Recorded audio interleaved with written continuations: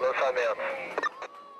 Em 30 anos, essa contagem regressiva foi realizada quase 500 vezes no centro de lançamento de Alcântara, no Maranhão. O local, que emprega tecnologia de ponta, fica numa área de 8.000 quilômetros quadrados. Localizado a 2 graus ao sul do Equador, tornou-se um espaço estratégico e cobiçado para quem quer levar ao espaço satélites e experimentos com uma economia de até 30% no combustível. Quem faz essa máquina girar é um efetivo de 900 profissionais civis e militares. Para chegar à cidade de Alcântara, que fica no continente, é preciso primeiro vencer o mar agitado. A Baía de São Marcos, que fica no estado do Maranhão, é uma das baías mais perigosas do Brasil, né? E existem meses onde o mar é mais agitado e a diferença de maré aqui é a maior diferença do mundo. São 7 metros entre a maré alta e a maré baixa. Em média, Alcântara tem um lançamento a cada 30 dias. O tempo de uma operação varia de acordo com o tamanho do veículo, o nome técnico dado ao foguete. A operação movimenta o centro inteiro. A tarefa do sargento é acompanhada da sala de controle, onde fica o coração do CLA. A partir daqui, todas as ações são gerenciadas. O local recebeu mais de 20 milhões de reais em investimentos de modernização. Os antigos equipamentos analógicos foram substituídos por sistemas totalmente digitais e integrados por fibra ótica. O nosso centro de controle de operações de lançamento hoje está equiparado aos centros mais modernos do mundo. Cada pessoa nessa sala representa um setor. A telemedidas é um deles. As antenas com 10 metros de diâmetro realizam o rastreio. Elas acompanham, recebem, tratam e mostram as informações do foguete em tempo real. Enquanto um grupo ajusta os equipamentos, outro controla as áreas de preparação dos foguetes. Confirme todas as equipes, o guarnecer. Ok, Central, faísca já posta, só solicitando autorização para fazer o cheque de hidráulica. Com todo mundo a postos, começa a integração do propulsor ao foguete. Antes de entrar, os técnicos ainda fazem mais um procedimento de segurança. Essa proteção é para evitar um acidente com o foguete, que ele se ignite. Nós usamos 3 tipos de proteções. A pulseira antistática, esse jaleco que ele também tem a função antistática, e na bota nós conectamos a calcanhazeira, que também tem a mesma função de descarregar a energia estática. Do outro lado do centro, os técnicos preparam um balão de sondagem meteorológica. Durante uma operação, são lançados pelo menos 4 por dia. Eles medem a direção e a velocidade do vento, a pressão atmosférica, a umidade e a temperatura em diferentes altitudes. Todas as etapas são registradas pelos olhos vigilantes de quase 300 câmeras instaladas por toda a área.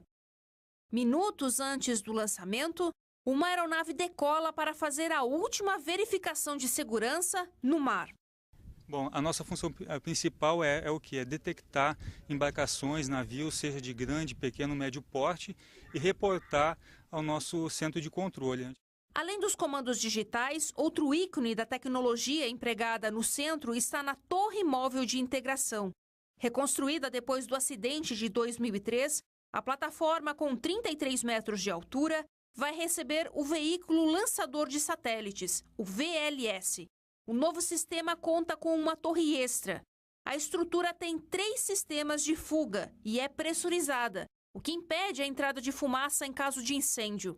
As medidas de segurança são reforçadas com o treinamento das equipes.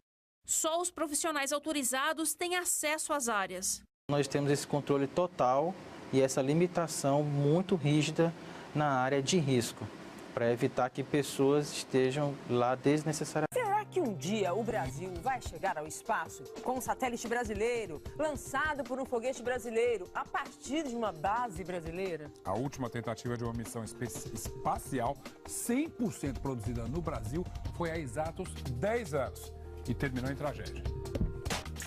Garcia, Sidney, Eduardo, Gil, Rodolfo, José Pedro. Nestas imagens guardadas pelas famílias estão alguns dos homens que tiraram do papel os sonhos espaciais do Brasil. Com salário modesto, equipes pequenas e muitas horas longe de casa.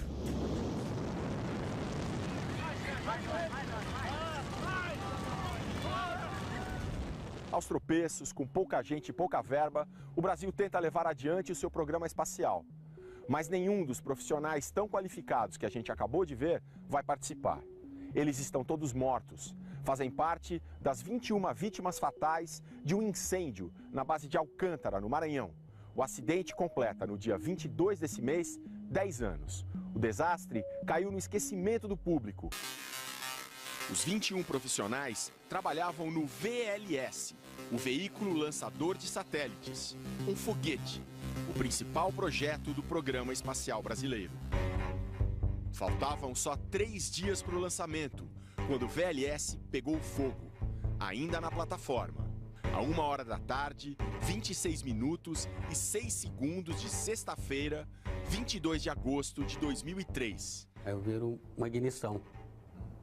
Aí eu olhei para trás, falei, caramba, aí foi o desespero. Eu vi queimando aquela foguete lá, falei, puxa vida, minha equipe lá, 3 estão lá dentro, e a torre queimando. O combustível pegou fogo, a reação em cadeia incendiou tudo. O ponto inicial foi aqui, em um desses 4 motores. Juntos eles formam o chamado primeiro estágio, que tira o foguete do chão. O veículo tem ainda outros 3 motores, nos estágios mais altos. Todos pegaram fogo.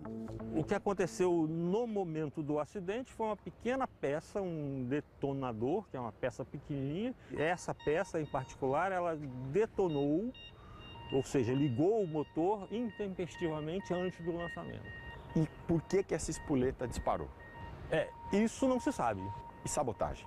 Toda a investigação policial a respeito de sabotagem foi feita pela própria aeronáutica. A conclusão deles é que não houve sabotagem e nós acreditamos piamente que realmente não houve.